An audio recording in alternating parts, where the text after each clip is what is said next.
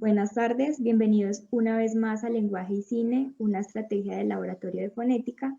El día de hoy estaremos conversando sobre la película mexicana Sueño en otro idioma, dirigida por Ernesto Contreras. Recordemos que nuestros conversatorios se dan en el marco de la estrategia Cuenta con el Alma, liderada por el grupo de laboratorios 1012 Lab de la Facultad de Comunicaciones de la Universidad de Antioquia. El día de hoy nos estará acompañando Álvaro Cruz, él es filólogo hispanista de la Universidad de Antioquia, también es traductor, trabaja para el sello editorial de la Universidad de Medellín y coordinó un cine club en el Museo Universitario de la Universidad de Antioquia llamado Cine al Museo. Bienvenido Álvaro, gracias por acompañarnos el día de hoy.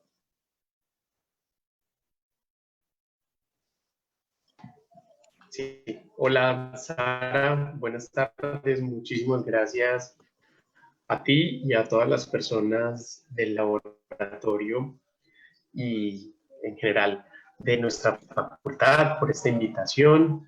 Para mí es un honor estar acá con ustedes y sobre todo hablando de esta bella película. Bueno, Sueño en otro idioma trata sobre un joven lingüista, Martín, que viaja a un pueblo en Veracruz con la intención de recoger grabaciones del sicril, que es una lengua casi extinta en esta película y que solamente es hablada por dos personas, Isauro y Evaristo, que son interpretados por José Manuel Poncelis y Eligio Meléndez. Este joven lingüista quiere registrarla y estudiarla, pero primero debe convencer a sus dos últimos hablantes de reconciliarse después de 50 años sin hablar entre ellos. Álvaro, me gustaría que habláramos un poco de esas pues de las primeras impresiones que tienes de la película. ¿Te gustó? ¿Te gustó la fotografía, el argumento, la estética? Pues a ver, la película me gustó y me gustó muchísimo más la segunda vez que la vi. La primera vez que la vi fue hace un par de años y me pareció una película muy buena, pero esta segunda vez no sé si es el efecto de la pandemia, si tanto encierro ha aumentado como el criterio o uno piensa menos bobadas, no mentiras, pero es una película, la verdad, muy buena desde varios puntos de vista. Estaba conversando con mi compañera que es fotógrafa y pues es muy buena apreciando imágenes y llegamos pues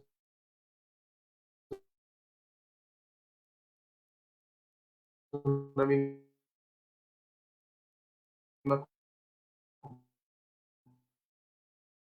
conclusión.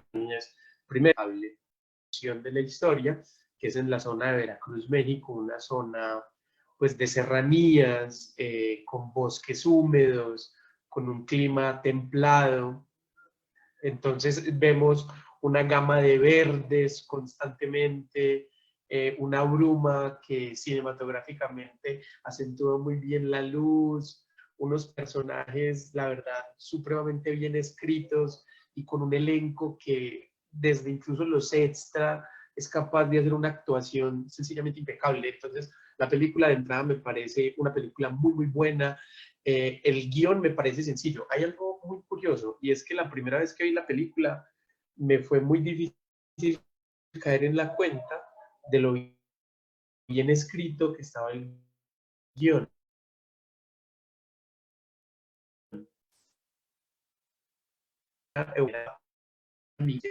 No había caído como mesurada. ¿A qué me refiero con mesurada?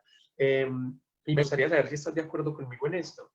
La película tiene algunos conceptos. Pues, uno de los personajes principales es un lingüista. Esto no es pesada ni requiere de explicaciones como conceptuales o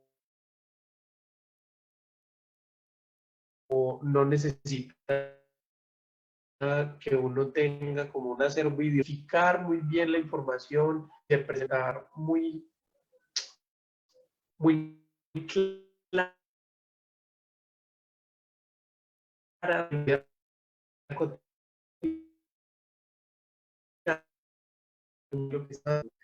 hay algo muy lindo que sobre eso quería, es capaz de salvarse de muy, sí me parece que cae, también me gustaría hablar de eso más adelante, pero se salva de muchos lugares comunes y lugares comunes peligrosos y que han sido peligrosos incluso para México pues y sus artes, ¿no? Como el lugar común del buen salvaje, o el lugar común de, entonces si vamos a hacer una película sobre formas de la sexualidad distintas a las más comunes, pues entonces vamos a poner arcoíris por toda parte. No sé, me parece que la película juega con materias que son peligrosas en un buen sentido, en el sentido en que es, es fácil caer en estos lugares comunes en los que el cine de consumo viene haciéndolo todo en los últimos años y lo hace muy bien. Entonces me pareció una muy buena película, de una fotografía impecable, incluso el sonido de la película es muy envolvente. El encanto, que para los que hayan visto la película, es esta cueva importantísima para los icriles. Todas las escenas que ocurren ahí cerca del encanto tienen esta resonancia especial, y esta resonancia especial que se activa, por ejemplo, cuando la hija de Jacinta, que es una de las últimas hablantes de Sicily que muere, canta la canción que le dio su madre, que es lo único que ella aún tiene del legado del pueblo al que perteneció su madre y al que pues ella ya no pertenece.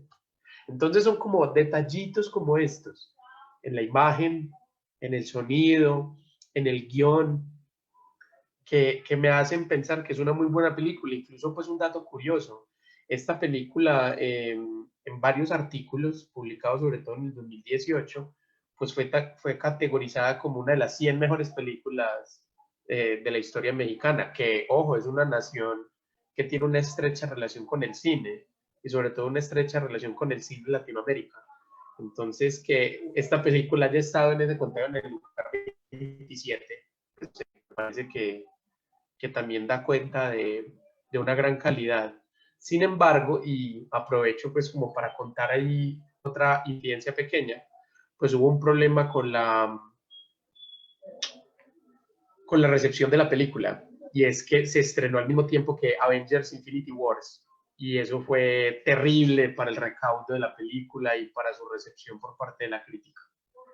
Pero bueno, para todas las personas que la hayan visto, para las que quieran verla, después de este conversatorio, pues está completamente recomendada. Y de hecho es muy curioso porque varias personas que han visto la película tienen como esa misma impresión, que ven la película, no les gusta tanto, pero cuando la vuelven a ver una segunda vez, no sé si hay una manera distinta de, pues, de ver la película, pero sí es una película muy hermosa y los sonidos del bosque son realmente impresionantes lo que uno puede ver allí.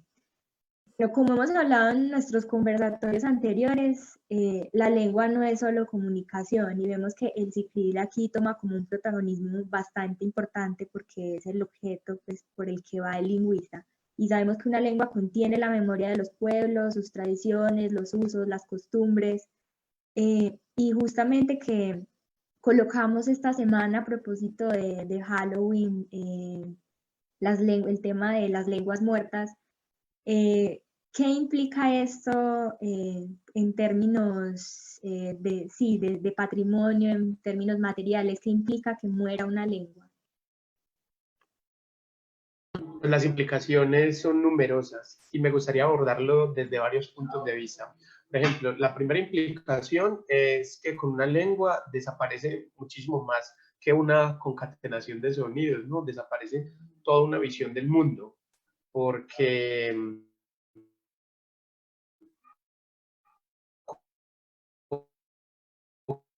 como ya más el local,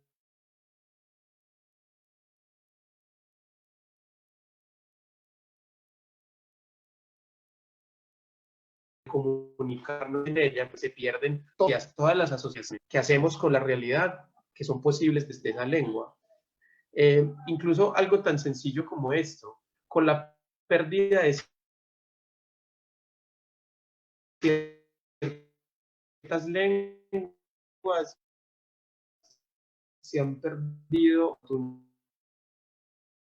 pero el problema también es lingüístico, que tienen que ver con el cero, ¿no? Pues con cómo esa idea de cero y de vacío es importantísima para el pensamiento abstracto que caracteriza a la ciencia pues occidental, a lo que conocemos como ciencia moderna. Y muchas, por ejemplo, de las herramientas que nosotros utilizamos para poder vivir, ¿no? Desde las telecomunicaciones hasta la medicina, como es el sistema hexadecimal y el cero, pues son posibles gracias a un conjunto de lenguas que tenían dentro de su acervo la posibilidad de comunicar la ausencia de cierta manera que también implicaba presencia, es decir, la presencia de la ausencia. Entonces esto es como para dar un ejemplo como básico, pero con la pérdida de las lenguas se pierde mucho. Por ejemplo, para nosotros como profesionales de las ciencias sociales y humanas, pues es muy común que en nuestras conversaciones, en nuestras lecturas, en los productos culturales que nos gustan, pues constantemente estemos enfrentados a traducciones. Esto es muy curioso, traducciones en el sentido pues de que se nos explica una palabra que en nuestra lengua no existe, pero nuestra lengua es capaz de apuntar con conceptos propios de ella a qué se refiere ese concepto y así pues nuestro universo se expande. Somos capaces de pensar en cosas que antes no o que normalmente no.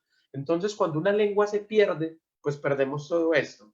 Sin embargo, está como otro punto como de la moneda, y es que de la moneda, de la cuestión, otra cara de la moneda, y es cuando ha sido conveniente para la historia que una lengua esté más o menos perdida, que tiene que ver un poco con esto de las lenguas muertas. Es una guerra mundial, y sobre esto pues también hay una película que es más o menos famosa, que es esto de los Wind Talkers. No recuerdo cómo lo tradujeron en español, y que cuenta cómo los estadounidenses en la Segunda Guerra Mundial tenían a hablantes de lenguas nativas estadounidenses comunicando planes de guerra, porque los nazis no contaban con ningún lingüista o traductor que pudiera, digamos, descifrar estos códigos y que pudiera saber por ejemplo, de desembarco, de ataque, etc. Los países que utilizaron, digamos, no sé si ventajas, pero sí características lingüísticas a su favor.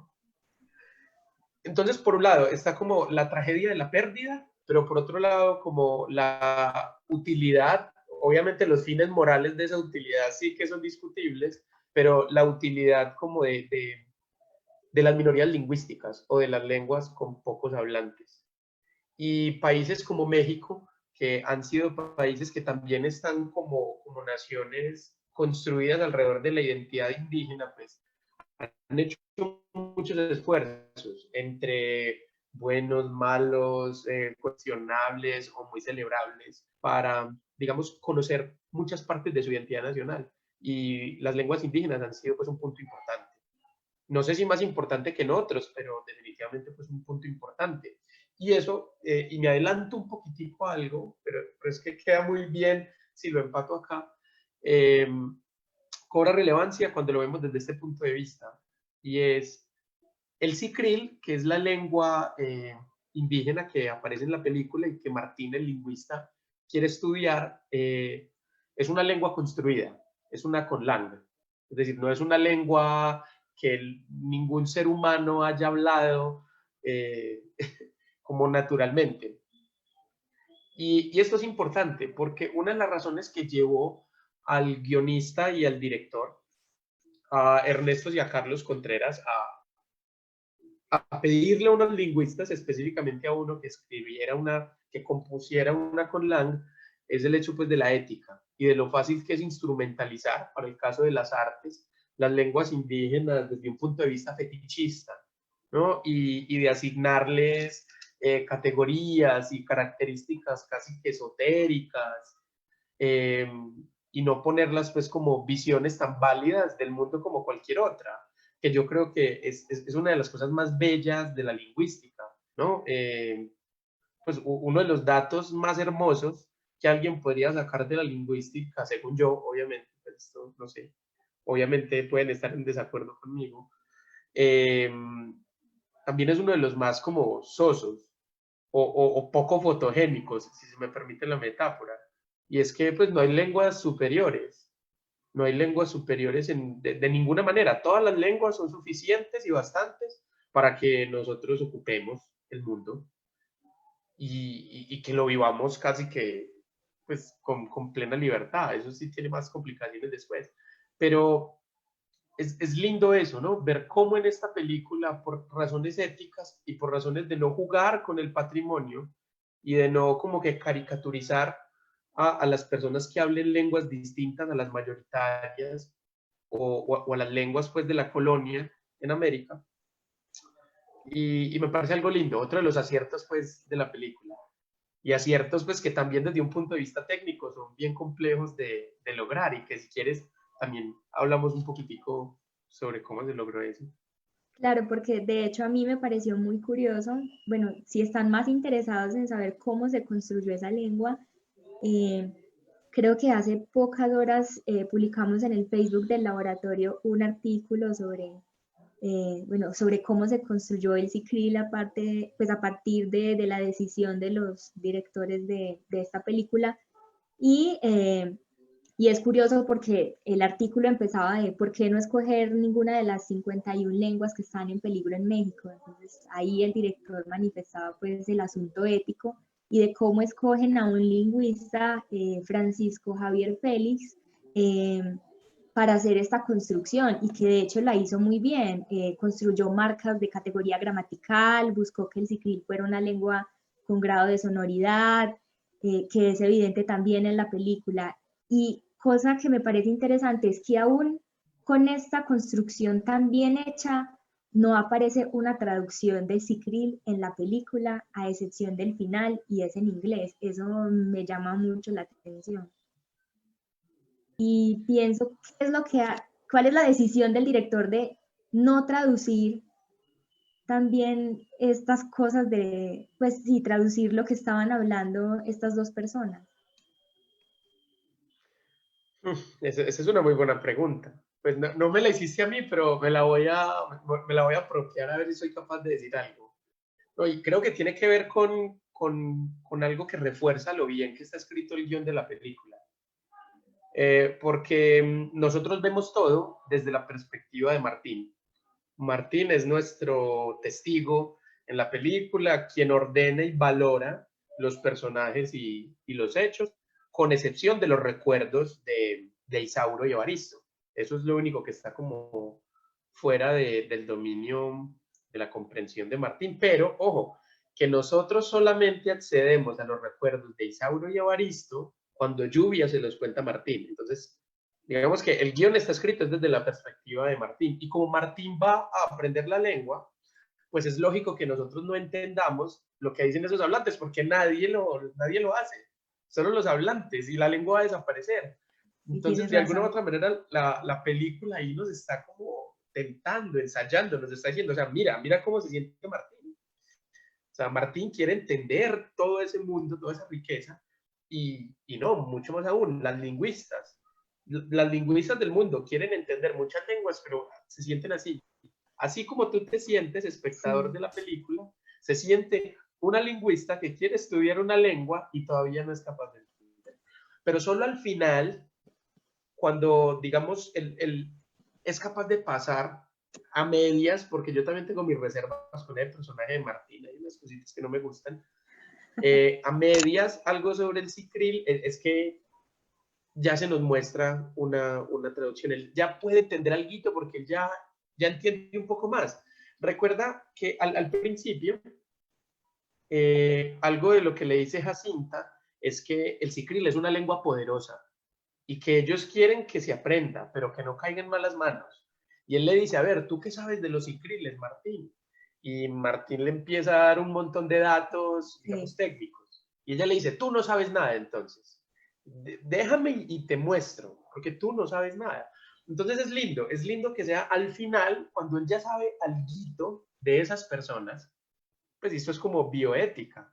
Cuando para él estas personas ya no son como simples sujetos que hablan una lengua que a él le interesa, sino que son seres humanos, con unas emociones, con un pasado, con una subjetividad, pues él entonces como que ya puede entender algo y al menos preguntar qué significa esto, dígame qué significa esto y entender un poquitico. Entonces, eso me parece lindo. A eso me refería yo al inicio con esos aciertos como el guión de la película, que está como bien pensado.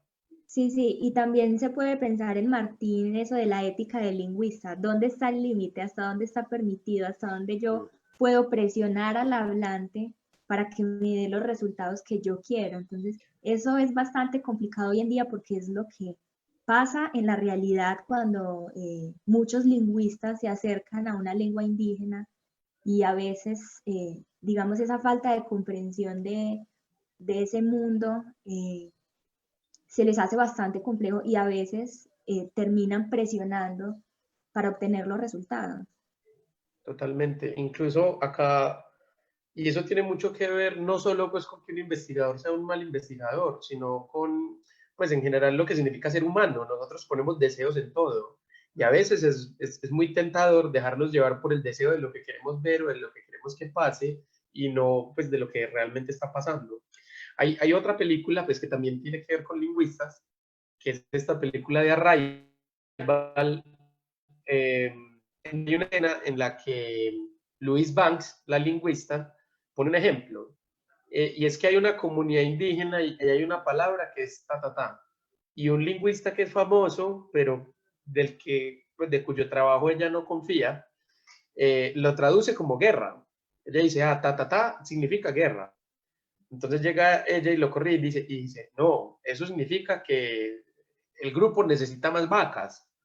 Y pues puede que para esas más vacas haya un enfrentamiento, pero no necesariamente todo enfrentamiento tiene que ver con las vacas o no necesariamente cada vez que necesiten más vacas, alguien se tenga que enfrentar a otra persona.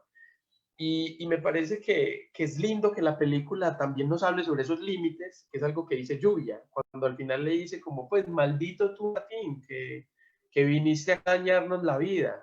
Estábamos muy bien antes de que tú llegaras con tu pinche si mal no estoy así le dice. Y pues él le recuerda a ella, pues yo no soy el único que quería hacer esto, tú también ayudaste. Y aprovecho como para hablar desde el otro polo de esta crítica, y en las que Evaristo e Isauro van a conversar, pues todo el pueblo se reúne y está feliz. Y eso también es algo que me encantó de la película. Es decir, la película logra mostrar cómo los trabajos lingüísticos y en general pueblos traen también alegría a las comunidades y son puntos de encuentro porque todos hemos perdido algo, digamos, en el fluir de la historia. Y es lindo cómo en este pueblo, en San Isidro, se convierte en todo un acontecimiento que estas dos personas hablen una lengua que antes no se hablaba en ese pueblo y que hace parte pues como de la historia íntima. Y vemos que hay preparativos, la gente lleva alimentos, lleva bebidas, lo hacen en la estación radial de la vereda. Eso también es bello, ver cómo la película logra reflejar cómo muchos trabajos sociales como el del lingüista pues, son capaces de crear como instancias de convivencia y de comunidad muy De sentido de importantes. pertenencia también. Completamente, completamente. Bueno, otra cosa que quería preguntarte y es que me gustaría escuchar tu posición como traductor sobre la confrontación entre lenguas dominantes y las lenguas indígenas en América Latina. Y sabemos que muchas de estas lenguas desaparecen justamente porque los hablantes más jóvenes ya no las consideran necesarias. Y aquí lo vemos, por ejemplo, con el palenquero, una de nuestras lenguas criollas, y que últimamente sí se ha venido haciendo como un trabajo de concientización, de identidad, de recuperación de la lengua, pero que también lo vemos en la película con la nieta de uno de los protagonistas, que a él le interesa aprender el inglés, no le interesa para nada el cicril, no lo entiende como una visión del mundo, una manera de vivir, y lo único que ella quiere es irse a vivir a Estados Unidos porque sabe que le va a dar una calidad de vida mucho mejor. Bueno, llegamos a un punto al que yo quería llegar y es difícil, por lo menos a mí me parece un punto muy difícil, porque hay muchas perspectivas. Hay una que puedo dar como desde un punto que cruzo los dedos para que sea pues sociolingüístico, y hay otro que sí puedo dar desde la teoría de la traducción. Desde el punto de vista sociolingüístico, pues tengo dos posiciones y todavía no las sé reconciliar. Bueno, tres. Y si se aceptan las tres, entonces hay una que sí es la que me gusta. Entonces, la primera es, pues, las lenguas que no sean necesarias para la supervivencia, pues, y que se tenga que acabar lo que se acabe. ¿Para qué? Pues esa es la historia de todos los seres vivos, ¿no? Y de todo lo que vive y respira.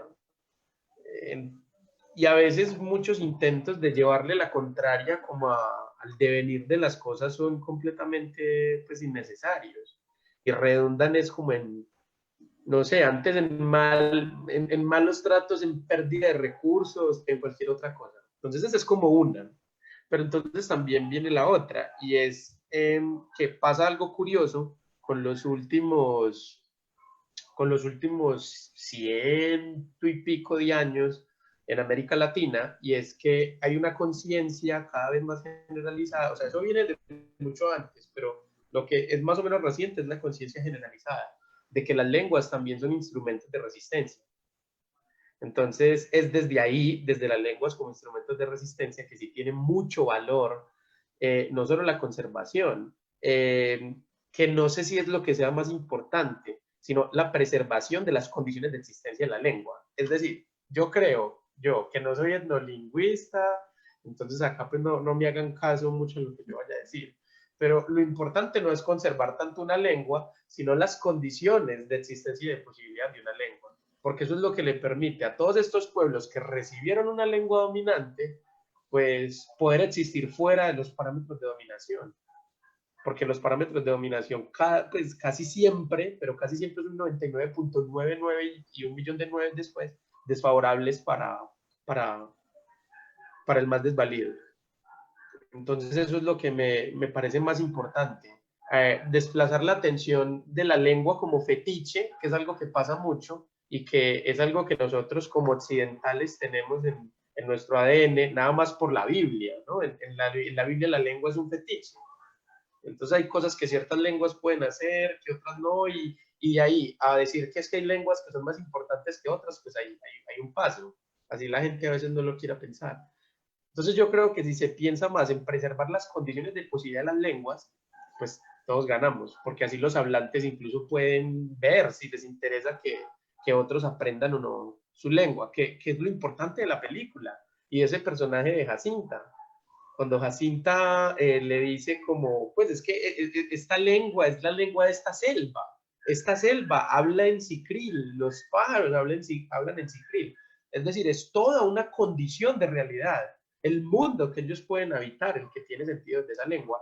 Y hay una manera más sencilla de entender esto, antes de ir al ejemplo de la traducción, y es Evaristo. Evaristo no le enseña a sicril a su nieta, pero él no lo hace porque él quiera que muera, no sé, la memoria de los sicriles, o porque él sea, qué sé yo, un racista, que ahorita voy a aventurar una hipótesis por ese lado, pero porque en sicril hay un secreto que él no quiere que se sepa, y es que estuvo enamorado de su mejor amigo. Pero eso también hace parte de su existencia como Claro. ser. Y acá es donde yo ya puedo dar esa última respuesta. Hay un teórico de muchas cosas, pero también de la traducción que yo admiro mucho, que se llama Mario Montalbetti. Y él tiene una interpretación del mito de las troyanas, que es muy importante. Entonces, cuando una de las troyanas es raptada por los griegos, ella es utilizada como traductora. Y cuando ella le dicen que ella va a ser la traductora, hay uno de los diálogos de las troyanas en donde ella dice, yo estuve condenada desde el momento en que en que aprendí griego. Y la explicación que ella da esa condena es porque ella sabe que hay cosas que ella puede decir eh, en su lengua que no puede decir en griego y que los griegos jamás van a entender, y que ella lo único que va a hacer con eso es condenar a muchos otros, porque ella no puede hablar por todos. Y a veces este enfoque de la traducción o cierta idea que se tiene sobre las lenguas implica que todo tiene que ser comprensible de una manera dada. Y pues no, no es así. Los caminos son muchos y todos son demasiado espinosos. No sé si eso como que responde al guito o si da alguna Y luz. sí, justamente con lo que estabas diciendo, recuerdo también en una entrevista que leí al director, y era que aparte de la ética, él sabía que muchos de los pueblos indígenas mexicanos son bastante recelosos con que alguien venga a conocer su lengua. Entonces, eso también, o sea, sí está el punto de las lenguas como resistencia, pero también hay algo que impide bastante que haya una revitalización o una recuperación o al menos para las mismas generaciones más jóvenes de una misma comunidad. Justo sobre eso, hay algo que me gustaría apuntar y es la silla que siempre lleva a cuestas de Aristo. A mí me parece que es una de las más bellas metáforas visuales de toda la película. O sea, si en los Oscar hubiera un nominado a mejor metáfora visual, ese año debió haber estado por lo menos nominada Sueño en otro idioma, porque yo tengo una Con la hipótesis y me silla. gustaría ver cuál es tu posición como frente a esa hipótesis. Y es, esa silla que tiene Don Evaristo es el español, es la lengua española, y fíjense que él lleva la silla a cuestas, siempre. Él siempre lleva esa silla a donde tenga que ir. Y siempre que él está cerca de esa silla, él es una persona agresiva, es una persona mala clase, pues como por decirlo de manera desparpajada, y está a la defensiva. Y él siempre va con su silla, excepto cuando va a ir a quemar a Isauro. Ahí no lleva la silla, ahí solamente lleva gasolina. Pero fíjate que al final, cuando él decide decirle a Isauro que lo ama, y cuando decide abrazar Sicril y cuando está hablando Sicril, pero porque nadie se lo pide, sino porque quiere, él deja la silla. Y Y además los le dicen que Sicriles, deje la silla. ajá, exacto. Y fíjate que esa silla, como otras cosas de la película, son bien significativas, porque yo diría que simbólicamente hay una relación entre la silla y María, la esposa de Evaristo, que aparte tiene pues ese nombre bíblico, ¿no? María. Eh, porque María y la silla simbolizan también el poder pues de la religión. Y esa es la cosa con la resistencia de los pueblos tanto a enseñar su lengua como a aprender la lengua de otro, que con la lengua de otro siempre vienen otras cosas, como sus dioses. Y bueno, hay toda una serie de trabajos que para mí son solo, pues los puedo referenciar y ya, de, de lo que pasa cuando una lengua como que no se adapta del todo a lo que viene de otra lengua colonizadora y hace sus propias versiones. Y no todas las lenguas son capaces de oponer esa resistencia. Entonces vemos que esa silla es lo que él tiene que cargar a cuestas, ¿no? Es un peso, es como si fuera una cruz también.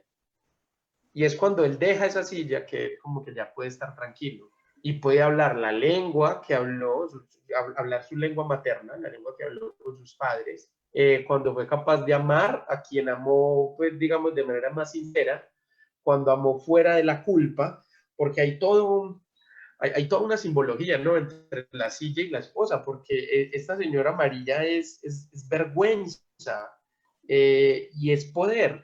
Y en esa escena en la que está hablando el cura, lo que este dice en el sermón es, Dios lo ve todo, Dios lo ve todo. Y aparte de eso, no hay peor pecador que el que se esconde. Pero fíjate que cuando alguien se niega a aprender la lengua de un poder, se parece como a ese pecador que se esconde. Porque entonces ese Dios o el hablante de esa otra lengua jamás lo va a poder ver, porque no va a poder entender lo que dice. Y por eso me gusta tanto esa película. Es que Isauro es como, o sea, Isauro no es pecador porque no hay quien pueda juzgar el pecado de él dentro de la película, porque él no habla español. En cambio, como el otro sí, él puede ser juzgado por María. Y él tiene que estar toda una vida casado con una mujer que no ama. O bueno, que ama pues de una manera muy extraña.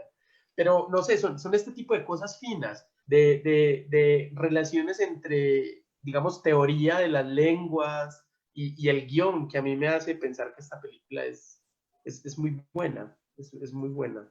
Sí, justamente quería preguntarte por ese asunto de la religión en la película, que, bueno, a veces es imposible ver el sincretismo que hay en cualquier película mexicana o incluso de América Latina. Y es claro, ellos creen en su, en el cicril, en todo lo que conlleva eso de sus dioses en la naturaleza, pero también vemos que en la casa de Jacinta está la Virgen de Guadalupe, eh, y también vemos esa posición dominante que incluso pues hace a la religión católica casi que responsable del desarrollo de la película porque ellos no pueden estar juntos, vemos a los misioneros siempre presente en la película, vemos este asunto de la homosexualidad, de no poder amar al otro porque a alguien del mismo sexo porque es un pecado. Entonces, me parece importante porque también son discusiones que se están poniendo sobre la mesa y que antes no eran posibles y que no solamente lo vemos como en este mundo occidental, sino también desde una película que está hablando sobre comunidades indígenas. Eso me llama también bastante la atención. Sí, no, y estoy completamente de acuerdo contigo en que es llamativo e importante. Eh, Frente a ese tema del sincretismo, que es otro tema pues complicadísimo, que tiene un montón de aristas, pues yo como para cortar por lo sano diría que el sincretismo no es tanto como nos gustaría creer. O sea, a veces nos gustaría pensar que el mundo entero es sincrético y que en el sincretismo todo sale bien y que todos nos podemos llevar bien, pero no, yo de verdad creo, estoy casi convencido de que no. El sincretismo y el mexicano no funciona como creemos que funciona. En la modernidad las religiones funcionan de maneras muy caóticas y distintas, de contextos a contextos, y Evaristo es de todo menos un sincretista. O sea, él al final vuelve como a sus raíces, pero Evaristo se persigna bien, él por ejemplo, tiene esto de ir a misa supremamente bien vestido y siempre pues con ropa que es ropa occidental, etcétera, etcétera, etcétera. Entonces yo en Evaristo no veo, digamos, a un personaje que pueda decir uno que sea muy sincrético. Y por ejemplo, hay algo importante frente a ese tema de la homofobia y el sincretismo, y es los cristianos, eh, entendiendo pues como esas personas que vivieron como más o menos 70 años después de la muerte de Cristo y que empezaron a crear esta religión que hoy en día es una de las más dominantes del planeta, hablaban sobre todo en griego, ¿no? Y casi como que toda la base de la teoría del cristianismo, el Nuevo Testamento, está escrito en griego. Ahora, los griegos tenían costumbres, bueno, todos los griegos que eran ricos, los aristócratas, los ciudadanos, eran homosexuales. Platón fue homosexual, Sócrates fue homosexual, Aristóteles fue homosexual, en fin, todos, ¿no? Y a pesar de que el cristianismo tuvo mucho sincretismo con cuestiones griegas y con cuestiones propias de la metafísica griega, incluso de algunas cuestiones religiosas de los griegos, pues nunca fueron capaces de aceptar la homosexualidad como algo siquiera legítimo. Esto es como un ejemplo pequeño, ¿no? De cómo el sincretismo también, pues, puede resultar como inoficioso frente a este tipo de, como de reclamos. Y eso es lo que me parece también lindo de la película. A mí me parece lindo de la película que no hay ninguna justificación externa del amor entre Evaristo e Isauro. Está en cada uno de ellos, deciden amar. Y sí, al principio esa prohibición viene por la parte de la iglesia, de la culpa, de la vergüenza, del poder, pero al final se da por lo que cada uno quiere. Y tengo como, digamos, defender mi punto de vista. Y es que al final Isauro le dice, dilo, cuando Evaristo trata de decirle que lo ama, dilo, Sí. que es que aquí eso no importa, ya no, eso aquí no importa, díganlo que acá nadie nos va a juzgar y nadie nos va a mirar mal, pero no es como, ay, entonces como tal cosa dice que nos podemos amar, entonces nos podemos amar, no, es como nos amamos y el resto que venga después. no sé, son ese tipo de cosas las que me parecen muy valiosas del guión, como desde cierta como trama fina. Y me parece pues también bueno aprovechar la ocasión para hablar acerca de algo que pasó, o por lo menos mencionar nada más, la semana pasada, que fue pues como el cambio de opinión oficial de la religión católica frente a la unión de personas del mismo sexo, Sí, muy polémica que también. pues que es algo que la polémica es sana y es una polémica que hay que tener definitivamente, pero que algo en lo que sí podemos estar de acuerdo es que pues, es un paso importante para muchos. Pues para mí no, porque yo no soy católico, pero a lo mejor sí para todas las personas católicas y cristianas que también son homosexuales o que tienen otras prácticas sexuales distintas a las normadas y que han tenido como ese conflicto entre su práctica religiosa y su preferencia y opción sexual. Me parece que es algo que debería conversarse más en distintos ámbitos y que definitivamente hay que celebrar y que también hay que celebrar en esta película, que no se optan por versiones como caricaturizadas de la homosexualidad, que también es algo en lo que cada vez está cayendo más, por ejemplo, no sé, en series de Netflix o en otro tipo pues de representaciones cinematográficas o audiovisuales en general, en donde pues representando cualquier práctica homosexual como particular, ¿no? Se pretende pues como generalizar. Y es algo que esta película como que no hace. Me parece que no es una película maniquea, no es una película que quiera como vender, es una No, película que de verdad muestra a seres humanos sí. amándose, a Es seres muy humanos hermosa, amándose. sí, trata el tema de forma muy hermosa, muy respetuosa y eso es valorable y también es valorable que sea un tema que se esté hablando desde todas las instituciones posibles y que ya no solamente en Completamente. instituciones gubernamentales, sino que también se hable en los colegios, en la iglesia, que es un tema que es necesario y por eso me parece bastante positivo que la película, como tú lo dices, lo trate de manera tan respetuosa. Claro, y a lo mejor, pues esto sí es como muy idiosincrático mío, puede que se me malinterprete, pero me parece también muy positivo pasar del tópico de los dos hombres blancos que se aman, ¿no? Porque eso también ha sido algo que ha pasado mucho en el cine, y es el tópico de, pues, los homosexuales del mundo son todos blancos, o todos son blancos y aparte hermosos, ¿no? Que es un tema muy difícil, cómo la homosexualidad masculina tiene normativizados unos cuerpos de una manera supremamente violenta. Y acá vemos simplemente a dos seres humanos, hombres y adultos, viejos, que están pues como más allá del alcance de lo que nosotros consideramos como salud y como belleza, nuestros cánones occidentales, y que se están amando y que deciden amarse y que sobre todo se han amado durante muchos años y sin necesidad, por ejemplo, de tener como relaciones sexuales de un tipo determinado y representable. Es decir, no sé, son demasiados aciertos. Es que cada punto al que llegamos me parece que la película simplemente es como más buena, más buena y más buena. Sí, aquí tenemos un comentario sobre lo que hablamos hace ratico ya, y habla sobre, sin embargo, la recolección de los datos que se muestra parte de la idea de que la finalidad de la lengua es la comunicación a modo de la enseñanza, y no ha sido así, por lo menos, lo que se ha hecho en el siglo XX, que también es una apreciación que nos hace María. Ah, sí, eso es muy cierto, eso, María. Sí, y yo creo que lo puedo reforzar un poquitico desde lo que habíamos hablado y de cómo las lenguas también son rescatadas para hacer sobrevivir toda una manera de habitar el mundo.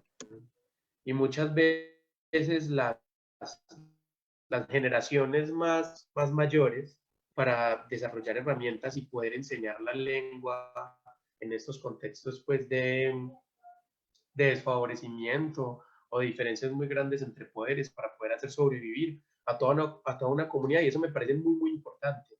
Que esta película también nos recuerda algo que hoy en día yo creo que ya se nos olvidó, y es que en la mayoría de las ocasiones, o bueno, eso es buena parte de las ocasiones, el bien, digamos, general prima sobre el particular.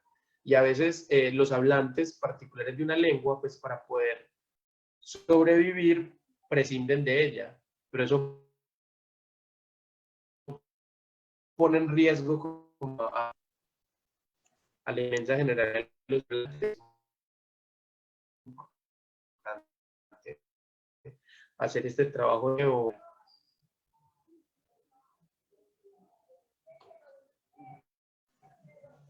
Sí, Álvaro, quería preguntarte también, digamos, ¿qué te parece esa perspectiva? O sea, ¿por qué te parece que una película tan bien lograda como esta, eh, y aparte de que haya salido Avengers y todo eso, porque sé que también ganó bastantes premios de cine independiente, ¿por qué no logró el protagonismo que pudo haber tenido si, no sé, de pronto por también el canon que tiene el mundo en general de Occidente de que es una buena película de acción, o decirlo así?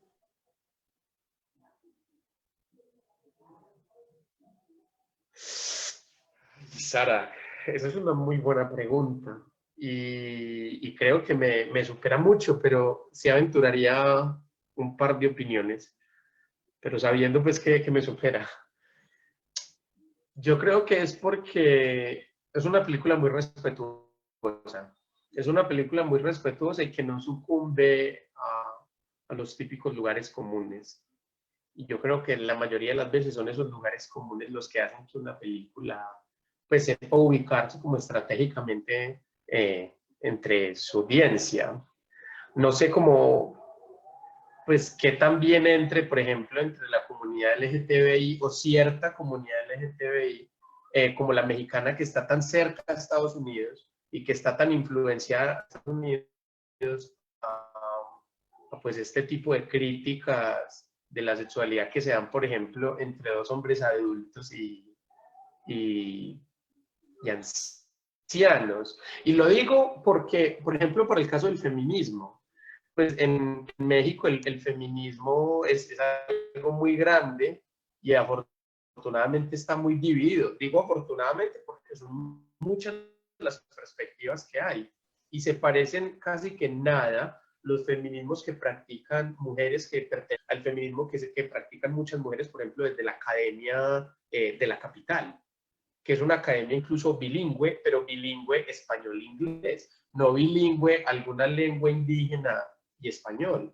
Entonces, no sé, es de las que más se me ocurre. En un lugar como México, que tiene esta división entre lo que se conoce hoy en día como teorías de género, tan grande, entre esa pugna como entre lo de colonial y muy estadounidense y muy liberal, y todas estas teorías interseccionales que se están construyendo desde distintas comunidades indígenas. Entonces, a lo mejor esa sea una de las razones.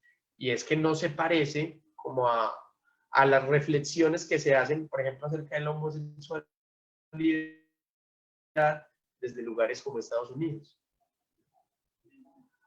Es una que se me ocurre a mí, no sé si tú quieras compartirte Sí, la tuya no, me parece que una o, perspectiva bastante o si interesante. quieres No que... lo había pensado así, pero sí, realmente sí tienes razón y creo que puede ser una posibilidad el asunto de que México esté muy cerca de Estados Unidos. Y, y claro, hoy en día hablamos de diferentes perspectivas, no de una sola, que la gente del común cree que es, o el feminismo es uno solo, no son los feminismos, o de que Claro, o sea, las diferentes o, posiciones, claro, es una sola y no, son muchas, muy diferentes entre sí y que incluso a veces también chocan entre ellas. y así tiene que ser, eso es sano, ese choque pues es sano y el día en que esos choques no existan, pues ese día se estará como en problemas.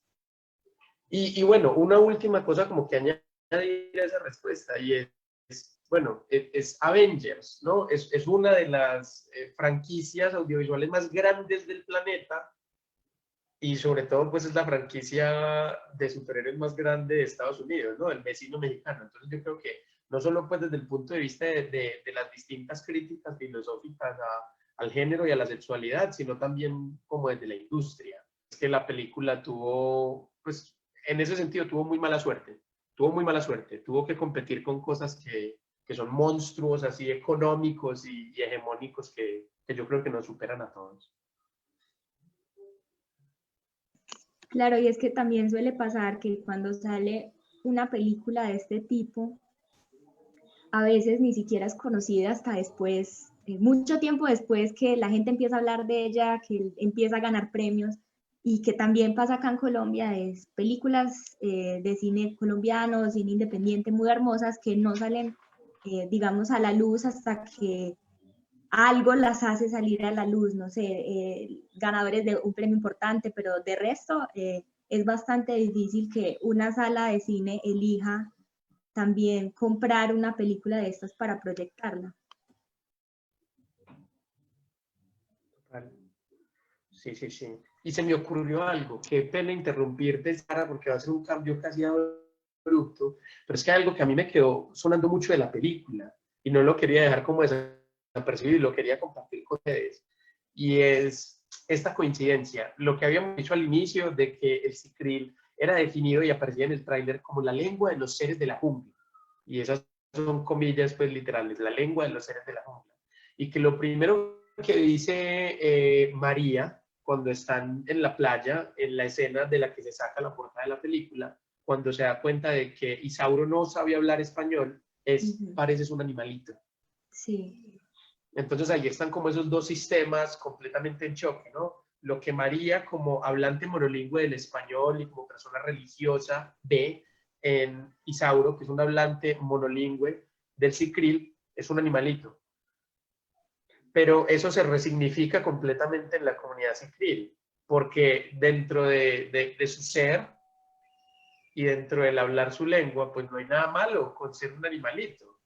Dentro de esa lengua, ¿no? Lo que quería decir María era un insulto, y es un insulto y ya.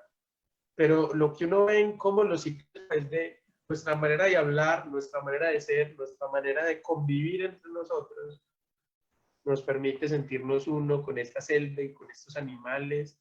Cuando morimos, los animales de la selva como que nos lloran o nos llaman o por lo menos se estremecen completamente porque somos capaces de convivir con esta realidad, que es esta realidad de los bosques, de las selvas, de la serranía.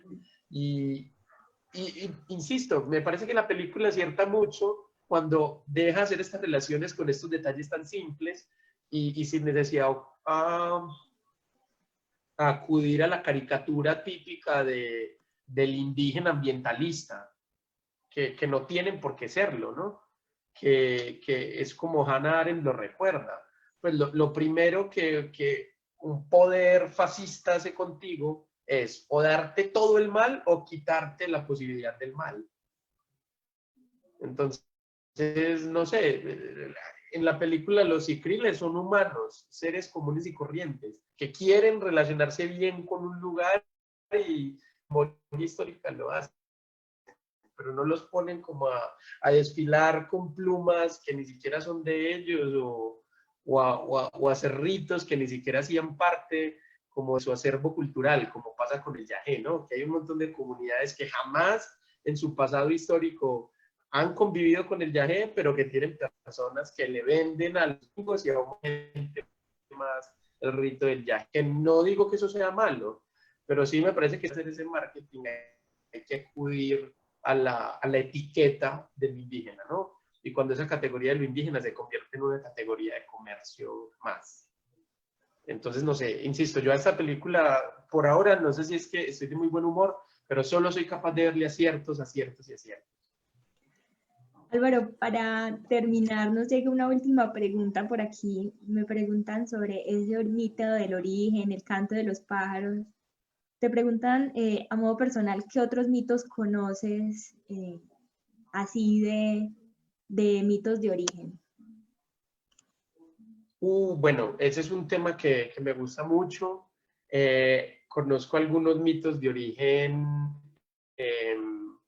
de comunidades indígenas colombianas. De hecho, hay una antología muy hermosa que no me acuerdo quién editó, porque es que leí ese libro hace muchos años, que es una antología de mitos de la creación de relatos orales de comunidades indígenas colombianas. Y yo recordaba mucho el mito de Sana, que era un mito lleno pues de agua, y eso es muy común entre las comunidades de los ríos. O, por ejemplo, muchos mitos amazónicos que empiezan con relatos de grandes De la serpientes, anaconda. que también están relacionados con los meandros del grandísimo río Amazonas. Pero también recuerdo mucho a las...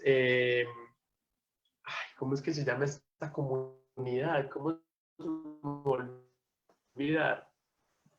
La comunidad colombiana que es muy famosa por sus molas, que las molas son patrimonio de la humanidad. No, se me fue el nombre. En fin, mientras, a lo mejor me acuerdo. Entonces, el mito era dado por un ser que se llamaba Poto, ¿no? Entonces, Buropoto era uno entre los dioses, pero este dios veía a unos animalitos muy tristes, los veía muy tristes, veía que querían ser felices, pero que no lo podían lograr. Y él va y les entrega el secreto del fuego y del lenguaje, que es el mismo. El fuego es lo que le permite a la gente hablar, porque alrededor del fuego es que se habla, según ese mito. Entonces él va y los dioses lo castigan. Entonces a un de pico muy fuerte, como si fuera un tucán, le tiene que comer las entrañas. Entonces es muy charro porque este mito es casi que igual al mito de Prometeo, pero es Sí. casi que igual, es casi que calcado. Y eso lo hace pues a uno hacerse muchas preguntas, y es un mito que también proviene pues como desde el lenguaje.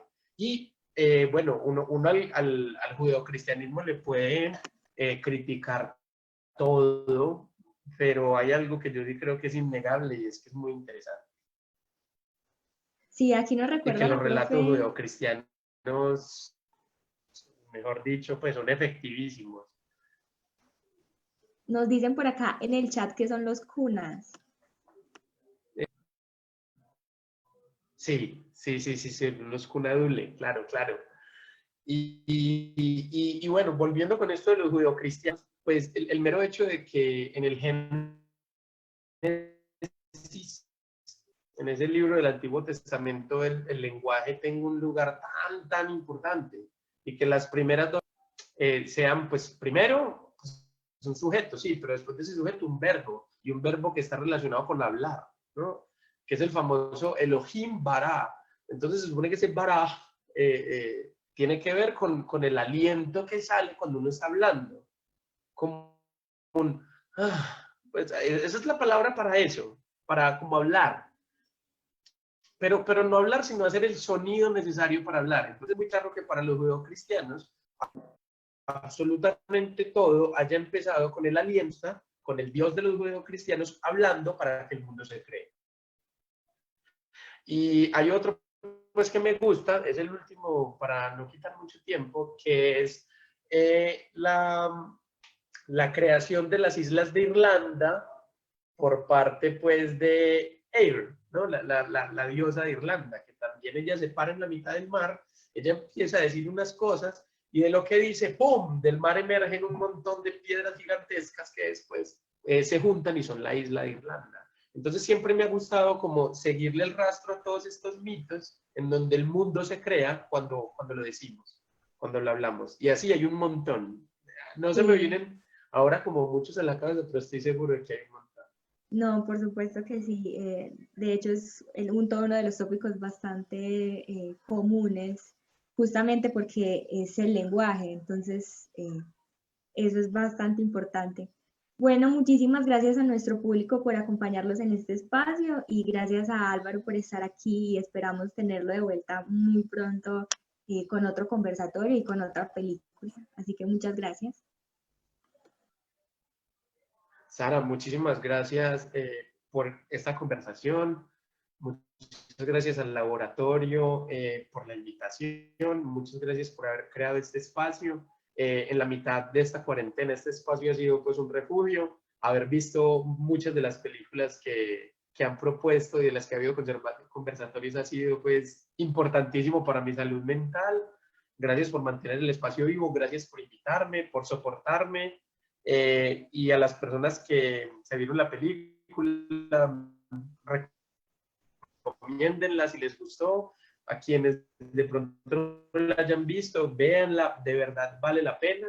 Y para terminar, como decía Sara, es muy importante seguir conversando acerca de temas como el amor homosexual y otras prácticas completamente legítimas y que han sido no solo legitimadas, sino perseguidas a lo largo de la historia y que hoy desafortunadamente están volviendo a tener persecuciones y de lugares que uno ni siquiera se imaginaba.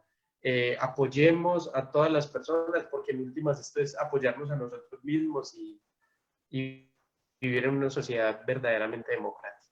Así que gracias a todos y una feliz tarde. Listo, feliz tarde a todos, que estén muy bien.